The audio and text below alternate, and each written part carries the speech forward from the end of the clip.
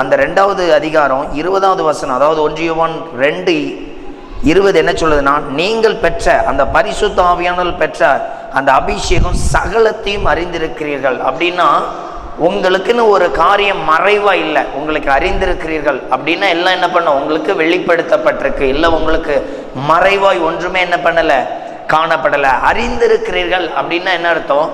பைபிளில் 1 சாமுவேலில் சொல்லப்பட்டிருக்கோம், சாமுவேல் தீர்க்க தரிசன புத்தகத்தில் சொல்லப்பட்டிருக்கோம், ஏலியுடைய பிள்ளைகள் பேலியாளின் மக்கள் அவர்கள் கர்த்தரை என்னவென்னல்ல அறியவில்லை. அப்ப பரிசுத்தனால ஒருவன் அபிஷேகம் பெற்றிருந்தால் அவன் தேவனை அறிந்திருக்கிறான். தேவனை என்ன பண்ணியிருக்கிறான்? அறிந்திருக்கிறான். ஒருவன் பரிசுத்த ஆவியானவரால் அபிஷேகம் பெறாவிட்டால் அவன் தேவனை தேவனை அறிகிறவே இல்லை.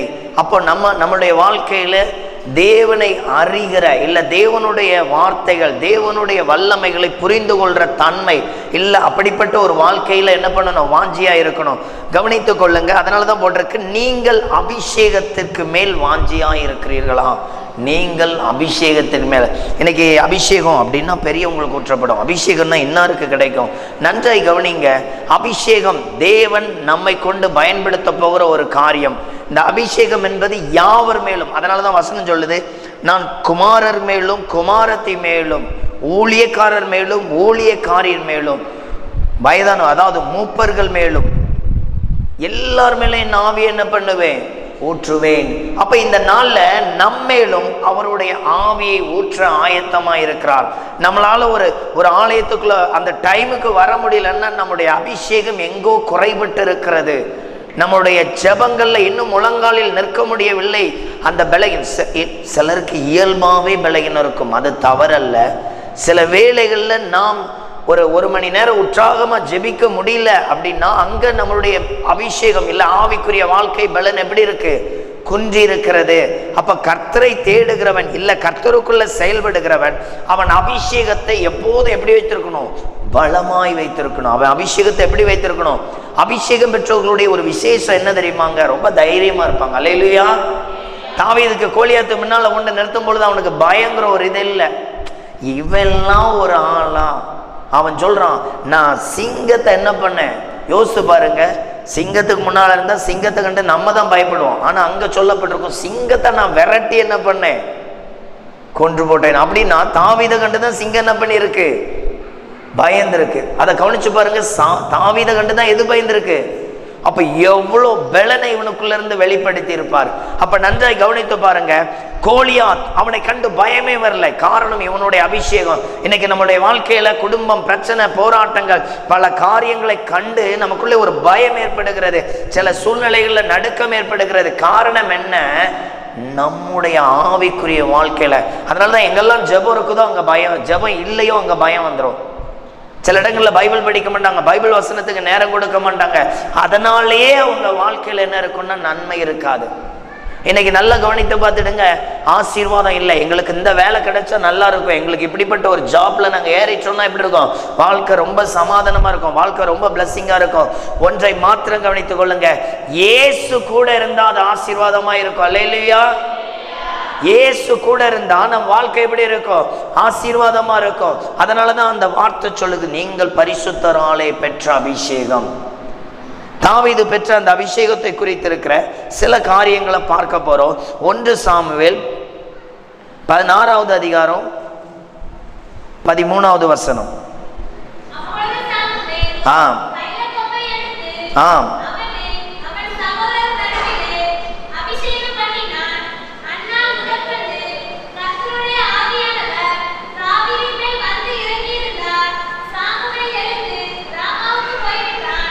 இந்த இடத்துல சொல்லப்பட்டிருக்கு, கர்த்தருடைய ஆவியானவர் அவன் மேல் என்ன பண்ணாராம்?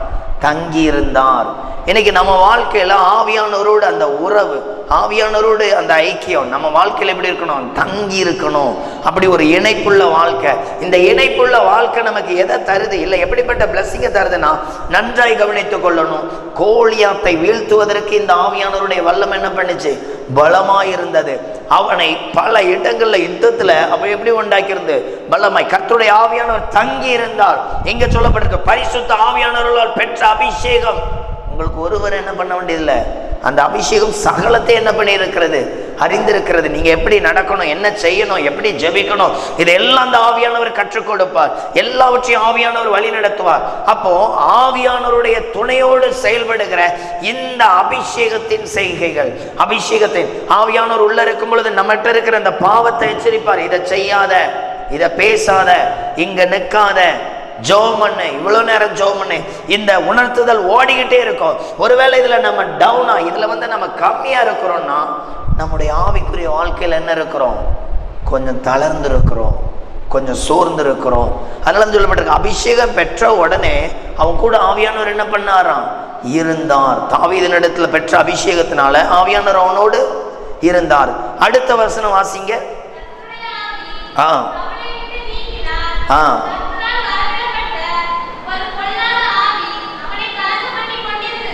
கர்த்தருடைய ஆவி இல்லைன்னா ஒருவனுக்குள்ள கலக்கம் வருகிறது. ஒருவனுக்குள்ள அவனுடைய வாழ்க்கையில அநேக போராட்டங்களை சந்திக்கிறான். இன்னைக்கு இதுல இருக்கிற நம்ம வாழ்க்கையில நிறைய போராட்டம், குடும்பத்துல சமாதானம் இல்ல, சண்டை, ஏதோ ஒரு நெருக்கம், ஏதோ ஒரு காரியத்துல சோர்ந்து போகிறோம். காரணம் கர்த்தருடைய ஆவியானவர் அங்கே இல்லை. கர்த்தருடைய ஆவியானவருக்கு ஏற்றவாறு இடம் கொடுக்கவில்லை. அங்க சொல்லியிருக்கு, கர்த்தருடைய ஆவியானவர் அவனை விட்டு போயிட்டார். கர்த்தருடைய ஆவியானவர் என்ன பண்ணாராம், அவனை விட்டு போயிட்டார். அப்ப கவனிங்க, நம்ம வாழ்க்கையில இந்த கர்த்தருடைய ஆவியானவர் இல்ல ஆவியானவருடைய வல்லமை நமக்குள்ள இன்னும் அனல் மூட்டப்பட, நாம் இயேசுவை ஏற்றுக்கொண்டவர், நமக்குள்ள ஆவியானவர் இருக்கிறார். எத்தனை பேர் விசுவாசிக்கிறீங்க? அல்லேலூயா சொல்லுங்க பார்க்கலாம். நமக்குள்ள இருக்கிற ஆவியானவர் வெளியே போவாரா? எத்தனை பேர் இருக்கிறாருன்னா அல்லேலூயா சொன்னியே. போவாரான்னா ஒருத்தருக்கும் போக மாட்டார். சரி, எனக்குள்ள இருக்கிறார், அவர் போகவே இல்லை. அவங்க அல்லேலூயா சொல்லுங்க. பைபிள் வசனம் என்ன சொல்லுதுன்னா, உங்களுக்குள்ள வந்து ஆவியானவர் போகவே மாட்டார், எல்லாருக்குள்ளயும் இருக்கிறார். அல்லேலூயா சொல்லுங்க. உங்களை எல்லாருக்குள்ளயும் யார் இருக்கா? ஆவியானவர் இருக்கிறார். அல்லேலூயா சொல்லுங்க. இந்த ஆவியானவர் உங்களை பரலோகத்துக்கு கொண்டு போற வரைக்கும் உங்க கூட தான் இருப்பார். அல்லேலூயா. இந்த எக்கால சத்தம் ஒரு நாள் மத்திய வானத்துல துணிக்கும் பொழுது யாருக்கு கேட்கப்படும்னா, அந்த ஆவியானவருக்கு கேட்கப்படும். அல்லேலூயா. அப்ப நான் நிறைய பாவம் செய்யறேனே, என்கிட்ட குறை இருக்கிறதே, வசனம் சொல்லுகிறது அவர் அந்த நாட்கள்ல துக்கத்தோடு இருக்கிறார். நம்மளை மறுபடியும் சிற்சைங்கிற ஒரு பாடம் கொடுத்து மறுபடியும் என்ன பண்றாரு, உருவாக்குறார், பலப்படுத்துகிறார். நாம் சிற்சிக்காதபடி தேவனுடைய பலத்துல இன்னும் பலனடையும்படிதான் இன்றைக்கு நாம் தேவ வார்த்தையை கேட்கிறோம். இன்னும் என்ன பண்ணணும், பலனடையணும். நாம் விழுந்து போகாதபடி, நாம் கவலையில இருக்காதபடி, நாம் பாவம் பாடுகளுக்குள்ள சிக்கி தவிக்காதபடி. அதனாலதான் சொல்லியிருக்கு, சவுலை விட்டு பழைய ஏற்பாட்டு காலங்கள்ல நீங்கினார் என்று இருக்கு. புதிய ஏற்பாட்டு காலங்கள்ல என்ன பண்றாரு, அவருக்கு பேரே தேற்றவாளன், போட்டுட்டு போகிறவர் அல்லவே அல்ல. உங்க ஒவ்வொரு கூடையும் யார் இருக்கிறா? அதனாலதான் நீங்க கவலைப்படும் பொழுது உடனே ஒரு வசனத்தை கொடுக்கிறார். நீங்க பைபிளை துறக்கும் பொழுது ஒரு வசனத்தோடு பேசுகிறார்.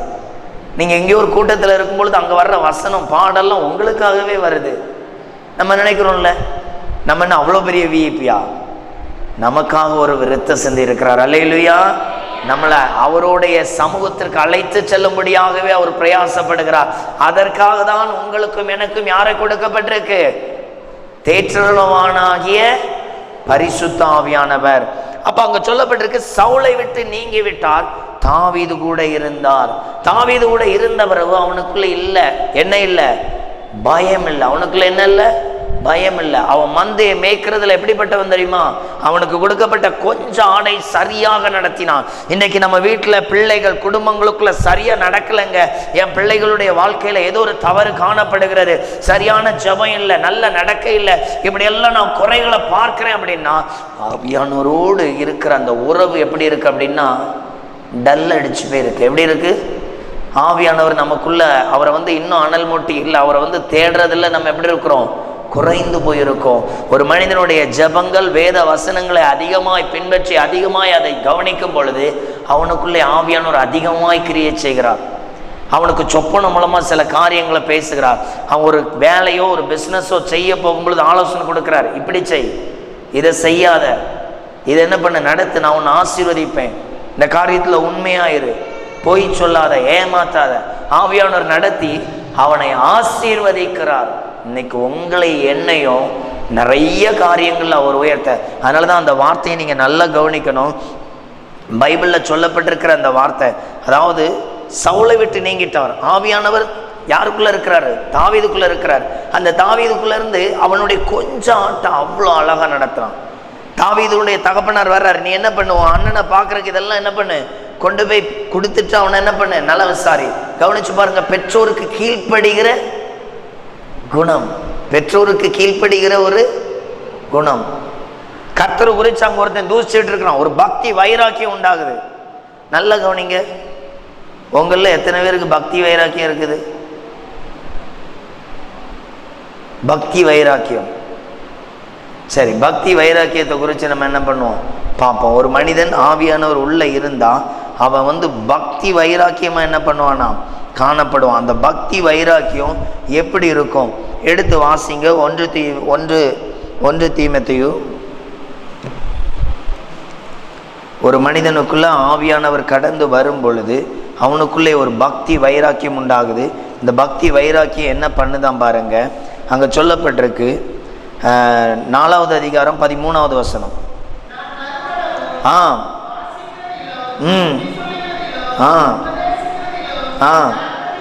இப்ப இந்த இடத்துல பவுல் தீமோத்தேயுவை பார்த்து சொல்றார், நான் உங்ககிட்ட வருவேன்ப்பா, வர்ற வரைக்கும் நீ என்ன பண்ணு, வாசிக்கிறதுல, புத்தி சொல்றதுல, உபதேசிக்கிறதுல என்ன பண்ணு, ஜாக்கிரதையாயிரு. இதை அப்படியே எடுத்துக்கொள்ளுங்க. இயேசு கிறிஸ்து நம்மளை பார்த்து கொடுத்திருக்கிற, இல்ல பரலோகத்தில் இருக்கிற நம்முடைய பிதா நம்ம குறித்திருக்கிற சித்தத்தை குறித்து சொல்கிறார். நான் உன்னை ஒரு நாள் அந்த மத்தியானத்துல எடுக்கிற வரைக்கும் நீ வாசிக்கிறதுல, புத்தி சொல்றதுல, உபதேசிக்கிறதுல என்ன பண்ணு, ஜாக்கிரதையாயிரு. இப்ப அல்லையா சொல்லுங்க பார்க்கலாம். இதுல பக்தியா இருக்கிறவங்க எங்க போனீங்க? ஆவியானவரை தூங்க விட்டுட்டீங்களா, இல்ல துக்கமா இருக்க வச்சிருக்கீங்களா? புரியுதா உங்களுக்கு இந்த வார்த்தை? அப்போ இந்த வார்த்தை எப்படி சொல்லப்பட்டிருக்கு பாருங்க, ஜாக்கிரதையாயிரு. உபதேசிக்கிறதிலும், நான் வருமளதிலும், வாசிக்கிறதிலும், வேத வசனத்துல வாசிக்கிறதுல ஒரு மனிதன் ஜாக்கிரதையா இருக்கணும். ஒரு நாளைக்கு இவ்வளோ அதிகாரம் வாசிக்கணும், இவ்வளோ வசனத்தில் மேல என்ன பண்ணணும், கவனமா இருக்கணும். அடுத்தது அங்க சொல்லப்பட்டிருக்கு, வாசிக்கிறதுல அல்ல, புத்தி சொல்லுகிறதில். வாசிக்கிறது வைத்து என்ன பண்ணணுமா, புத்தி சொல்லணும். இப்ப யாருக்காவது நீங்க புத்தி சொன்னீங்கன்னா எங்களுக்கெல்லாம் தெரியும், எங்களுக்கெல்லாம் தெரியும். அப்படி சொல்றவங்க உண்டா? சில பிள்ளைகள் அம்மா மாட்டு சொல்லும், எனக்கு தெரியுமா, நீ சும்மா இரு, கத்திட்டே கிடக்காத, நீ என்ன பண்ணாத, கத்திட்டே கிடக்காத, நான் படிப்பேன், எனக்கு எல்லாம் தெரியும், இப்ப பேசாம இருக்கீங்களா அப்படின்னு என்ன பண்ணுவாங்க, சொல்லுவாங்க. நல்ல கவனிங்க, புத்தி சொல்றத சில வேளைகளை கேட்கறதில்ல. ஏன் கேட்கறதில்ல தெரியுமா? அதுல அந்த வசனம் போட்டிருக்கு பாருங்க, 15வது வசனத்தை வாசிங்க.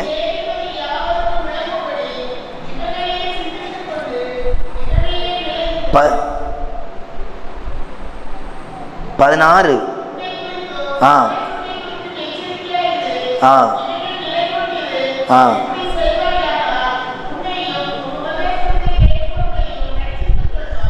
உன்னையும் உபதேசத்தை கேட்கிறவர்களே என்ன பண்ணுவாய், ரட்சித்துக் கொள்ளுவாய். இன்னைக்கு நம்ம பிள்ளைகள் எதிர்த்து பேசுறாங்க அப்படின்னா அந்த வசனம் என்ன சொல்லுதுன்னா, நீயே முதல்ல கீழ்ப்படியல, நீயே முதல்ல என்ன பண்ணல, கீழ்ப்படியல. நீ கீழ்ப்படிஞ்சாலே நான் என்ன பண்ணுவேன், உன் உபதேசம் கேட்கிறவங்கள என்ன பண்ணுவேன், ரட்சிப்பேன். நீயே முதல்ல என்ன பண்ணல, கீழ்ப்படியில. அந்த வார்த்தை தான் சொல்லி, உன்னை குறித்தும் உன் உபதேசத்தை குறித்தும் எச்சரிக்கையாயிரு. அப்படின்னு என்ன அர்த்தம், நீங்க கரெக்டா இருக்கணும், நீங்க ஜெபிக்கிற லைஃப்ல கரெக்டா வந்திருக்கணும், உங்க ஜெப லைஃப் ஒரு ஆளுக்கு முன்னுதாரணமா இருக்கணும், உங்க பைபிள் ரீடிங், உங்க உபதேசம் ஒரு ஆளுக்கு அது எப்படி இருக்கணும், அவன் விழுந்து போறவனா அல்ல, அவன் எழுந்து நிற்கத்தக்கதாக உங்க உபதேசம் இருக்கணும். அப்ப இப்படிப்பட்டதுல நீங்க எப்படி இருக்கணுமா, எச்சரிக்கையா இருக்கணும். யோசித்து பாருங்க, உன்னிலும் உன் உபதேசத்திலும் எச்சரிக்கையாயிரு. இந்த மாதிரி ஒரு லைஃபை நல்லா அப்படி ஃபயரா அந்த அபிஷேகத்தை எப்போதும் வைத்து கொண்டே இருக்கிறது யார் தான், ஆவியானவர். ஆவியானவருக்கு இடம் கொடுக்கும் பொழுதுதான் அந்த மாதிரி என்ன பண்ணும், மாற்றம் உண்டாகும். அதை குறித்து சொல்லிட்டு அங்க சொல்லப்பட்டிருக்கு, இவைகளில் நிலை கொண்டிரு. ஒரு நாள் பைபிள் படிச்சுட்டு அடுத்த நாள் பைபிள் இல்லை, ஒரு நாள் ஜெபம் பண்ணிட்டு அடுத்த நாள் ஜெபம் இல்லை. ஒருத்தன் சரியா ஜெபம்னா வாரத்துக்கு ஒரு 3 ஜெபக்குழுவாது நடத்தணும் இங்க இருக்கிற பெரியவங்க. அப்படிப்பட்டவங்க இல்லையா சொல்லுங்க. நான் சொல்றது புரிஞ்சிச்சா? ஒரு ஜெபக்குழு என்பது எதை குறிக்கிறது என்றால், ஒருவனுடைய ஆவிக்குரிய வாழ்க்கையில அவனுடைய ஜெப வாழ்க்கை இன்னும் இன்னும் இன்னும் அதை அனல் மூட்டி கொண்டே இருக்கும். அந்த ஜெப வாழ்க்கை என்ன பண்ணும், அனல் மூட்டி கொண்டே இருக்கும். அப்போ ஜெப வாழ்க்கையில அவன் சரியா இருக்கிறாங்கிற அடையாளம் என்னது, அவன் அதுல தலைவரா இருப்பான். யாரை திறமைசாலிப்போம், ஒரு ஆள் மேக்ஸில் நல்ல சிறந்த ஆள், அவர் டீச்சர், அவர் தான் 4 ஸ்டூடெண்ட்ஸ் என்ன பண்ண முடியும், உருவாக்க முடியும். அப்படி தானே? நல்ல ஜப வீரர்னா அவர்கிட்ட என்ன இருக்கணும், ஒரு 10 பேர் என்ன பண்ணியிருக்கணும், உருவாக்கி இருக்கணும். இப்போ அல்லேலூயா சொல்லுங்க.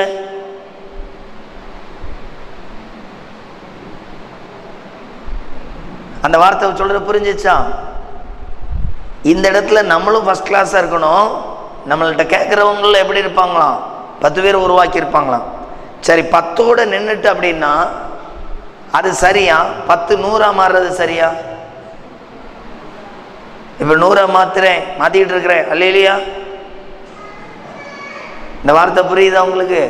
10, அதாவது ஒரு பழத்தில், ஒரு மரத்தில் பழம் பழுக்குது, பப்பாளியே வச்சுடுங்களேன். அதில் பாருங்க, உள்ள நிறைய சீடு இருக்கும். ஒரு பழத்திலிருந்து எத்தனையோ கண் என்ன பண்ணலாம், கொண்டு வரலாம். அந்த அப்படி ஒன்று இருந்துச்சுன்னா அந்த பழம் எப்படிப்பட்ட பழம்? நல்ல பழம், நல்ல மனம் திரும்புதலுக்கு ஏற்ற என்ன பண்ணுங்க. இப்ப நல்ல கனி அல்லேலூயா சொல்லுங்க. புரிஞ்சிச்சா? நல்ல கனி சொல்லவே வேண்டாம், உள்ள இருக்கிறது அதுவே என்ன பண்ணும், காண்பித்து கொடுக்கும். நறுமணங்களினால், அதனுடைய தன்மையினால். நல்ல கனி சாப்பிட்டோன்னு சொல்லுவோம், ருசி, டேஸ்ட். அப்போ இந்த வார்த்தை அப்படிதான் கொடுத்திருக்கு. நீங்க இதுல என்ன பண்ணுங்க, நிலை கொண்டிருங்க. ஒரு மனிதனுடைய அபிஷேகம் சத்திய வசனத்திலும் சத்தியத்தை சத்தியமாய் போதிக்கிறதுல எப்படி இருக்கும், ஸ்ட்ராங்கா இருக்கும். அடுத்தது அங்க சொல்ல இருக்கு, இப்படிப்பட்டதில் உன்னையும் உபதேசத்தையும் கேட்பவர்களையும் என்ன பண்ணுவேன். அப்ப நீங்க முதல்ல வசனத்துக்கு கீழ்ப்படியணும். அப்படி கீழ்ப்படிஞ்சு நடந்தீங்கன்னா நீங்க சொல்றதை கேட்கறவன் என்ன பண்ணுவானா, ரட்சிக்கப்படுவான். அப்ப இன்னைக்கு நம்ம கூட ஒரு கூட்டம் இல்லைன்னா நம்ம என்ன பண்ணல, வசனத்துக்கு நம்மளே என்ன பண்ணல, கீழ்ப்படியல. அப்ப வசனம் நம்ம வாழ்க்கையில நிறைய மாற்றங்களை கொண்டு வரும். வசனத்துக்கு கீழ்ப்படிய ஒரு மனிதன் ஆவியானவருடைய பலன் அவசியம். போய் சொல்லக்கூடாது, ஆண்டவரே எனக்கு உதவி செய்யுங்க, நான் இவ்வளவு நேரம் ஜெபிக்கிறதாய் நான் நிலை நிற்க எனக்கு என்ன பண்ணுங்க, உதவி செய்யுங்க. அதிகாலையில எழுந்து ஜெபிக்கணும், ஆண்டவரே எனக்கு உதவி செய்யுங்க. அப்போ நம்மளுடைய அபிஷேகம் நம்மளை இன்னும் என்ன பண்ணும், நிலைநிறுத்தி பலப்படுத்தும். அதனாலதான் அந்த வார்த்தை சொல்லப்பட்டிருக்கு, நீ இந்த வார்த்தையில் என்ன பண்ணு, கரெக்டா இரு. இந்த வார்த்தையில் என்ன பண்ணு, கரெக்டா இரு. அப்ப ஆவியானவர் தாவீதை அவ்வண்ணமாய் அழகாய் நடத்தினார். ஆனால் சவுல் எப்படி கீழே விழுந்தான் பாருங்க. அங்க சொல்லப்பட்டிருக்கு சவுலை குறித்து 1 சாமுவேல் 15:21. 15:21.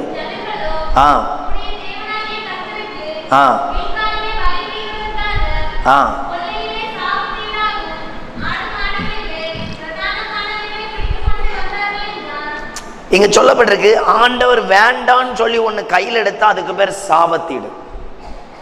ஆண்டவர் ஒண்ணு வேண்டான்னு சொன்னதை நீங்க கையில வச்சிருந்தாலே அது நமக்கு என்னவா இருக்கு, நம்ம வாழ்க்கையுடைய ஆசீர்வாதத்தையே அழித்து போடுறது. எதை அழித்து போடுறது, ஆசீர்வாதத்தை.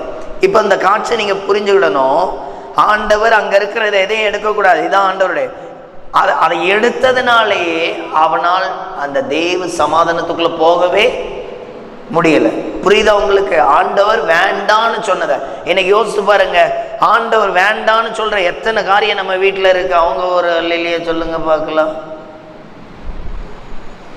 ஆண்டவர் வேண்டான்னு சொன்னதெல்லாம் நான் வீட்டுல வைக்கல, ஆண்டவர் வேணும்னு சொல்ல வச்சிருக்கேன். ஆண்டவர் வேணும்னு பைபிள்ல சொல்லியிருக்கிறேன். எல்லாரிடத்திலும் அன்பா இருங்கள், இது உங்களுக்கு தேவை. அல்லேலூயா. நான் யார்கிட்டையுமே கசப்பில்லை, அவ்வளோ பர்ஃபெக்டா இருக்க ஆண்டவர் எனக்கு உதவி செஞ்சிருக்கிறாரு. நான் நிறைய பேரை அடிக்கடி ஃபோன் போட்டு என்னை மன்னிச்சிருங்க இப்படியெல்லாம் நான் சாரி கேட்டிருக்கிறேன். அவங்க ஒரு அல்லேலூயா சொல்லுங்க. பைபிள்ல சிலர் இருப்பாங்க, அவங்க மன்னிப்பே கேட்க மாட்டாங்க. ஆதாம் ஏவாளும் மன்னிப்பு கேட்கவே இல்லை. ஆதாம் ஏவாளும் என்ன பண்ணல, மன்னிப்பு கேட்கவே. கோராகி கூட்டம்னு ஒன்று உண்டு, அவங்க மன்னிப்பு கேட்கவே இல்லை. யோனா என்கிற ஒரு தீர்க்கதரிசி கடைசி வரைக்கும் மன்னிப்பு மனம் திரும்ப கேட்கவே. அவன் சூறை செடிக்கு கீழே உட்கார்ந்துருக்கிறான். அந்த செடி இதுன்னு அவனுக்குள்ள அந்த விசனம். ஆண்டவர் கேட்கற, ஏன்டே இப்படி இருக்கிறார், நான் சாகிற வரைக்கும் இப்படி இருந்தா என்னது நலமாயிரும். அவனுக்கு என்ன பண்ணல, தாழ்ந்து போகவே. கேயாசி சாபத்தை வாங்கி கொண்டான், அவன் மன்னிப்பு கேட்கவே. கேட்டிருந்தா கொடுத்துருப்பாரா, கொடுத்துருக்க மாட்டாரா? புரிஞ்சிச்சா? யூதாஸ் மன்னிப்பு கேட்கவே இல்லை. யூதாஸ் மன்னிப்பை குறித்து பிரசங்கம் கேட்டிருக்காரா? ஏசுகிட்ட கேட்குறாங்க, எத்தனை தடவை மன்னிக்கலாம்? 7 to 70 மன்னிச்சுக்கிட்டே இரு. என்ன பண்ணு? இந்த பிரசங்கம் பண்ணும்பொழுது யூதாஸ் எங்கே தான் இருந்திருப்பாரு? எங்கே தான் இருந்திருப்பாரு? ஆண்டவர்கிட்ட. ஆனால் யூதாஸ் என்ன பண்ணவில்லை? மன்னிப்பு கேட்கவே. நம்மகிட்ட இந்த கேரக்டர் இருக்குதான். யாரெல்லாம் நான் சில ஆட்கள் கையை பிடிச்சு அழுதெல்லாம் மன்னிப்பு கேட்டிருக்கேன். அவங்க என்கிட்ட பேசவே இல்லை, ஆனால் அப்படி சாரி கேட்டிருக்கிறேன். அவங்க இல்லையே சொல்லுங்க பார்க்கலாம். இதுதான் மனப்பூர்வமாய் மன்னிப்பு. ஏசு சிலுவையில் அறையும் பொழுது அவர் அப்படியே இந்த சிலுவையிலேருந்து சொல்லுவார், இவர்கள் செய்கிறது என்னதென்று. இந்த வார்த்தையை நான் அடிக்கடி சொல்லியிருக்கிறேன் எனக்கு விரோதமாக பண்ணவங்களுக்காக. அவங்க ஒரு அல்லையிலேயே சொல்லுங்க, இந்த வார்த்தையை நம்ம பயன்படுத்தினதே இல்லைல்ல. இவர்கள் செய்கிறது என்னதென்று அறியாது இருக்கிறார்கள் ஆண்டவரே, அதனால் இவர்களை மன்னியும், இவர்களையும் நான் என்ன பண்ணுகிறேன்? மன்னிக்கிறேன். புரிஞ்சிச்சா உங்களுக்கு? ஒரு மன்னிப்பு கேட்கறது அவ்வளோ பெரிய பிளஸ்ஸிங். எந்த மனிதனுடைய இருதயத்தில் ஆவியானவருடைய அந்த அபிஷேகத்தின் வல்லமை அவனை இன்னும் பரிசுத்தத்தில் அந்த ஆவியானவருடைய பலத்துக்குள்ளே கொண்டு போக, அந்த ஆவியானவருடைய மகிமைக்கு அவன் ஆயத்தப்படுறானோ, அவன் மன்னிப்பு கேட்டுக்கொண்டே இருப்பான். அவன் என்ன கேட்டுக்கொண்டே இருப்பான்? மன்னிப்பு கேட்டுக்கொண்டே இருப்பான். ஏன் அப்படின்னா, அவனுக்கு மன்னிப்பு கேட்கறது தான் அவனுக்கு சமாதானமே. அங்கே தான் அவனுக்கு என்ன காணப்படும்? சமாதானம். அதனால தான் அந்த வார்த்தை சொல்லியிருக்கு, நீங்கள் எப்படி இருங்க, தாவீதுக்குள்ள தேவ அபிஷேகம் ஊற்றப்பட்ட உடனே ஆவியானவர் இருந்தார்.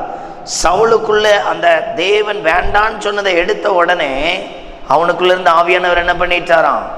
வெளியே போயிட்டார். அதனால தான் தீமோத்தேயுல பார்க்கிறோம், நம்ம எப்படிப்பட்டவர்களா இருக்கணுமா? சத்திய வசனத்தில் எப்படி இருக்கணும்? நிலை கொண்டு இருக்கணும். சத்திய வசனத்துக்குள்ள தரித்து இருக்கணும். இது நம்ம வாழ்க்கையில ஒரு பெரிய மாற்றத்தை என்ன பண்ணும்? கட்டளையிடும். அப்ப இங்க வந்திருக்கிற உங்க வாழ்க்கையில ஆண்டவர் சொல்லுகிற ஒரு காரியம், அபிஷேகத்தில் நிலைத்திருங்கள். சத்திய வசனத்துல என்ன பண்ணுங்க? நிலைத்திருங்கள். சத்திய வசனத்துல என்ன பண்ணுங்க? நிலைத்திருங்கள். ஆவியானவருடைய அபிஷேகத்தை வளர்ச்சி அடையத்தக்கதாக என்ன பண்ணணும்? கொண்டு போகணும். அதனால தான் போட்டிருக்கு, உருவாக்குறவர்களாய் காணப்படணும். எப்படி காணப்படணும்? அதான் அவர் சொல்றார், நீ போதிக்கிறதிலும் அந்த உபதேசிக்கிற அதில் என்ன பண்ணு? அந்த வார்த்தையை நீ என்ன பண்ணு? கரெக்டாக கடைபிடி. அப்போ நீ ரட்சிக்கப்படுவ, உன் வார்த்தையை கேட்குறவங்கள என்ன பண்ணுவாங்க? ரட்சிக்கப்படுவாங்க. அப்போ அபிஷேகம் நம்மளுடைய வாழ்க்கையில மிகவும் அவசியம்.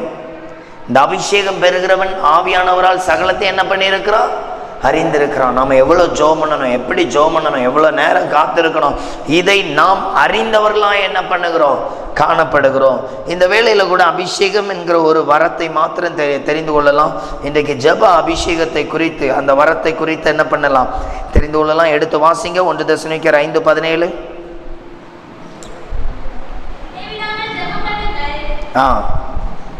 இந்த வசனம் சொல்லுது, இடைவிடாமல் என்ன பண்ணுங்க? ஜெபம் பண்ணுங்கள். இடைவிடாமல் ஜெபம் பண்ணுங்கள். ஜெபம் நம்ம வாழ்க்கையில ஒரு பெரிய அபிஷேகமாய் காணப்படுகிறது. வேத வசனத்தை வாசித்து அதை கை கொள்வதற்கு ஜெபம் நமக்கு உதவி செய்கிறது. சில வேளைகளில் ஆண்டவரிடத்திலிருந்து அந்த இரக்கத்தை பெறுவதற்கு நீங்கள் மன்றாடும் பொழுது அந்த இரக்கத்தை வாங்கி தருகிறதா இருக்கிறது ஜெபம். உங்களை தாழ்த்தவும் தேவனிடத்திலிருந்து அந்த இரக்கத்தை பெறவும் ஜெபம் என்ன பண்ணுகிறது? ஆசீர்வாதமாய் இருக்கிறது. அப்போ நம்ம ஒவ்வொருவரும் கவனிக்கணும், ஜெபம் பண்ணுகிறவர்களாய் இடை விடாமல் என்ன பண்ணணும்? ஜெபம் பண்ணணும். தேவ சமூகத்தில் தரித்திருந்து என்ன பண்ணணும்? ஜெபம் பண்ணணும். இந்த ஜெபம், அதனாலதான் சொல்லப்பட்டிருக்கு, இன்றைக்கு உங்களுடைய அபிஷேகம் ஜெபத்தில் தரித்திருக்கிறவர்களாய் இருக்க வேண்டும். ஆவியானவர் நீங்கள் ஜெபிக்கும் பொழுது பேசுகிறதை கேட்க வேண்டும். நீங்கள் ஆண்டவரோடு பேசுகிறதும், ஆண்டவர் உங்களுக்குள்ளே அந்த அப்படி ஜெபம் பண்றவங்க இல்லை, இடைவிடாமல் ஜெபம் பண்றவங்கள்ட்ட ஆண்டவருடைய அபிஷேகம், அந்த ஜெப அபிஷேகம் இருக்கிறவங்க என்னென்ன மாதிரிலாம் ஜெபம் பண்ணுவாங்க? எசேக்கியேல் 9:4 வாசிங்க. பின்னால இருக்கிறவங்க படிக்க வேண்டாம்.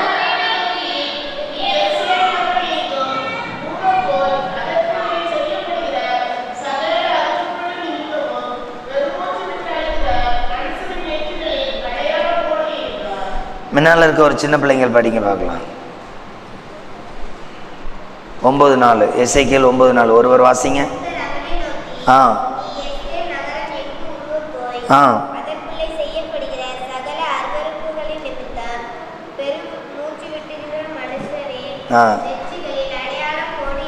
கர்த்தர் அவனை நோக்கி, எருசலேம் சகல நகரங்களுக்குள்ள என்ன பண்ண? உருவப்போ, அங்க சகல அருவருப்புக்காக பெருமூச்சு விட்டு அழுகிறவன் நெற்றியில் என்ன பண்ணு? அடையாளம் போட்டு. ஜெபம் பண்றவனுடைய வாழ்க்கையில பரலோகம் அவனை கவனிக்கத்தக்கதா இருக்கிறது. பரலோகம் அவனை என்ன பண்ணுது? கவனிக்குது. கொர்நேலியோ ஜெபம், தான தர்மங்கள் பரலோகத்தை கவனிக்குது. பரலோகம் என்ன பண்ணுது? இவனை போல ஒரு ஆள் இல்லப்பா, மிகுந்த தான தர்மங்கள் செஞ்சான்னு அங்க ஒரு தூதனை என்ன பண்ணுது? அவன் வீட்டுக்கு கூட்டிட்டு வருது. யோசிச்சு பாருங்க, அவனுடைய செய்கை அவ்வளவு அழகா இருக்கிறது. அப்ப எங்க சொல்லப்பட்டிருக்கு? சகல அருவருப்புக்காக என்ன பண்ணு.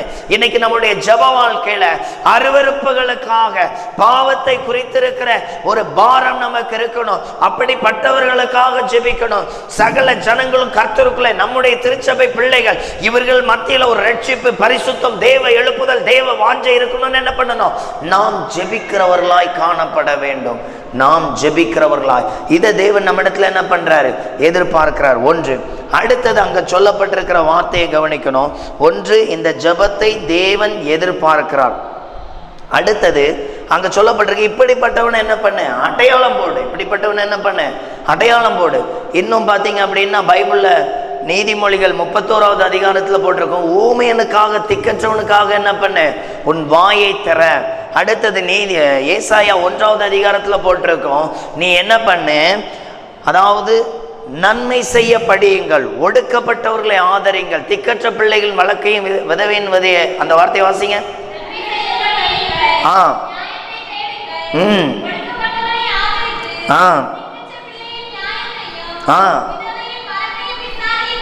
எஸ், இப்படிப்பட்டவங்களுக்கு எல்லாம் என்ன பண்ணுங்க? ஜெபம் பண்ணுங்க, நன்மை செய்யுங்க. வியாதிஸ்தனுக்கு ஜெபம் பண்ணுங்க, கஷ்டப்படுறவங்களுக்கு ஜெபம் பண்ணுங்க, போராட்டத்தில் இருக்கிறவங்களுக்கு ஜெபம் பண்ணுங்க.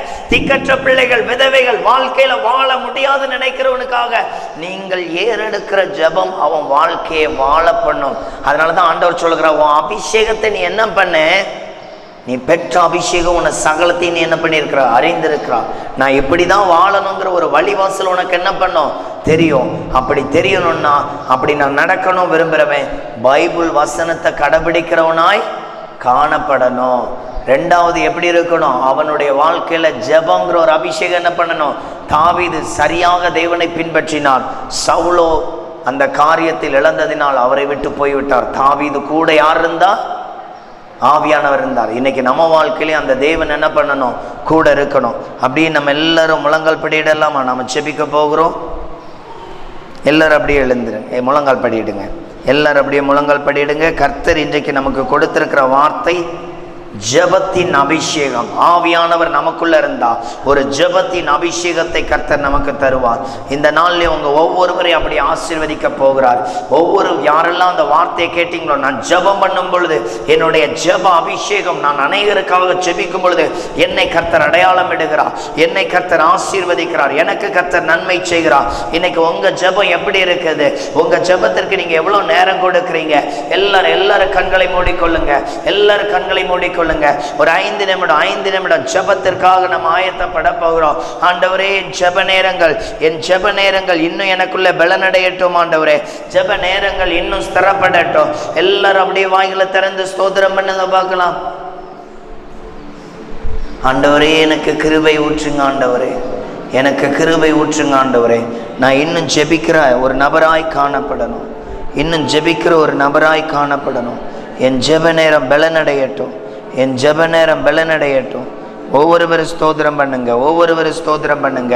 ஆண்டவருடைய கரங்கள், ஆண்டவருடைய கிருபைகள், இரக்கங்கள் வெளிப்படட்டும், வெளிப்படட்டும், வெளிப்படட்டும்.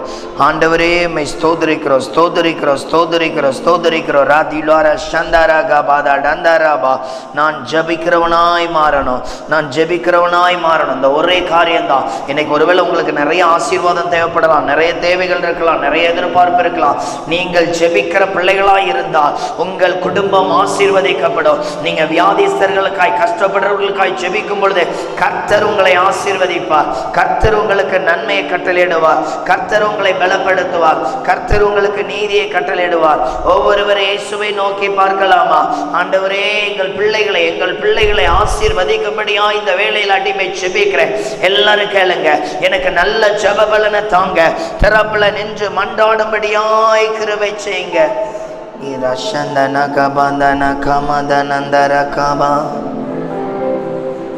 உங்க அழைப்பு இருந்ததால நான் அழிந்து போகவில்லை. உங்க அன்பு இருந்ததால நான் கைவிடப்படல. அப்படியே வலது கரங்களை உயர்த்தி, உங்க அழைப்பு இருந்ததால நான் அழிந்து போகவில்லை, உங்க அன்பு இருந்ததால நான் கைவிடப்படல, உங்க கிருபை என்ன காப்பதால வாழ்ந்து கொண்டிருக்கேன், உங்க அன்புக்கு நிகரே இல்லை, உங்க கிருபை என்னை காப்பதால வாழ்ந்து கொண்டிருக்கேன், உங்க அன்புக்கு நிகரே இல்லை, உங்க அழைப்பு இருந்ததால நான் அழிந்து போகவில்லை, உங்க அன்பு இருந்ததால நான் கைவிடப்படல. அப்படியே இரு கரங்களை உயர்த்தி, இரு கரங்களை இயேசுவுக்கு நேராக உயர்த்தி கொள்ளுங்க. ஆண்டவரே, எங்கள் மீது உம்முடைய ஜெப ஆவியின் அபிஷேகத்தை ஊற்றும். நான் வாழ்நாளெல்லாம் உம்முடைய சித்தம் செய்யணும். அப்படியே ஒப்பு கொடுங்க. வாழ்நாள் முழுவதும் உங்க சித்தம் செய்யணும். ஆண்டவர் உங்கள் நடுவிலே வந்திருக்கிறார். இன்றைக்கு இந்த வார்த்தையை கேட்டு நீங்கள் தொடர்ந்து ஜெபிக்கும் பொழுது நிச்சயமாய் உங்க வாழ்க்கையில ஒரு பெரிய மகிமை வெளிப்படும். நிச்சயமாய் இயேசு நன்மைகளை செய்வார். என்னை ஆசீர்வதிக்கிறவரே, எனக்கு நன்மை செய்கிறவரே, நீர் எங்களை ஆசீர்வதிக்கிறேன், நீர் எங்களை ஆசீர்வதிக்கிறேன். ஆண்டவருடைய கரங்கள் அப்படியே வெளிப்படட்டும். எல்லா பிள்ளைகளையும் ஆசீர்வதிங்க. குடும்பங்கள் சமாதானங்கள்னால் நிரப்பப்படட்டும். தேவ அன்பின் கரங்கள் ஒவ்வொரு பிள்ளைகளையும் பலப்படுத்தட்டும். இன்றைக்கு நாங்கள் கேட்ட அபிஷேகத்தின்படி ஆண்டவரே எல்லா பிள்ளைகளையும் ஜெபத்தில் நிலை நிறுத்துவீராக. ஆண்டவருடைய கிருபை வெளிப்படட்டும். எல்லா சிறு பிள்ளைகளும் முழங்கால் போடுவீங்களா? எல்லா சிறு பிள்ளைகளும் அப்படியே வலது கரங்களை உயர்த்துங்க பார்க்கலாம். எல்லா சிறு பிள்ளைகளும் முழங்கால் படிட்டு வலது கரங்களை உயர்த்துங்க. நீங்க மாத்திரம் ஜெபம் பண்ணுங்க. ஏசப்பா, எல்லாரும் சொல்லுங்க, ஏசப்பா எங்க திருச்சபை ஆசீர்வதிங்க, எங்க சபையை ஆசீர்வதிங்க, ஏசப்பா எங்க குடும்பத்தை ஆசீர்வதிங்க, எங்க கிராமத்தை ஆசீர்வதிங்க, உங்க நன்மையினால நிரப்புங்க. நாங்கள் எழுப்புதலின் ஜெப வீரராய் மாறட்டும். எங்களை பயன்படுத்துங்க ஏசப்பா. நாங்க மன்றாட்டினாவினால நிரப்பப்படணும். சத்தமா சொல்லுங்க, நாங்கள் மன்றாட்டினாவினால நிரப்பப்படணும். எங்களை ஆசீர்வதிங்க. உங்க கிருபை எங்களை நடத்தட்டும். ஒரு நாள் உங்க வருகை வரும் பொழுது நாங்க வெறுமையா வரக்கூடாது, திரளான மந்தையோடு வரணும். ஆண்டவரே, எங்களை பார்த்து சொல்லணும், என் விருப்பத்தை செய்தேன்னு, என் சித்தத்தை செய்தேன்னு சொல்லணும். அப்படியா என்னை ஆசீர்வதிங்க. என்னை நல்ல மன்றாட்டு வீரராய் மாற்றுங்க. என்னை ஆசீர்வதிக்கப்பட்ட பாத்திரமாய் மாற்றுங்க. இயேசுவின் நாமத்தினால் ஜெபிக்கிறோம் பிதாவே. ஆண்டவரே, இதுல இருக்கிற எல்லா பிள்ளைகள் மேல உங்க ரத்தத்தை தெளிக்கிறேன். கர்த்தருடைய கரங்கள் கிருபைகள் ஒவ்வொரு பிள்ளைகளையும் ஆசீர்வதிக்கட்டும். ஆண்டவரே, நான் அப்ரோஜனமான வேலைக்காரன், கடமையை மாத்திரம் செய்திருக்கிறேன். எல்லா துதி கன மகிமை உமக்கே செலுத்துறோம் என்ற இயேசுவின் நாமத்தில் பிதாவே, ஆமென். உட்காருவோம். சாட்சி சொல்றவங்க நீங்க என்ன பண்ணலாம்? சாட்சி சொல்லலாம்.